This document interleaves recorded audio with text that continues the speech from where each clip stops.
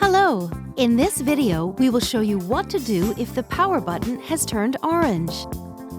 After making 300 coffees, the indicator light turns orange, letting you know it's time to descale. We recommend you perform the descaling process. Watch our video, How to Descale Your Lumio. If you think that your machine does not need descaling, wait until the machine automatically switches off after 1 minute.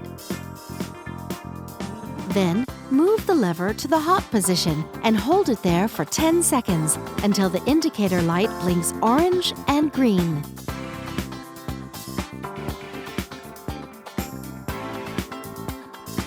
Wait until the machine switches off. Next time you turn on your Lumio, the indicator light will be green again.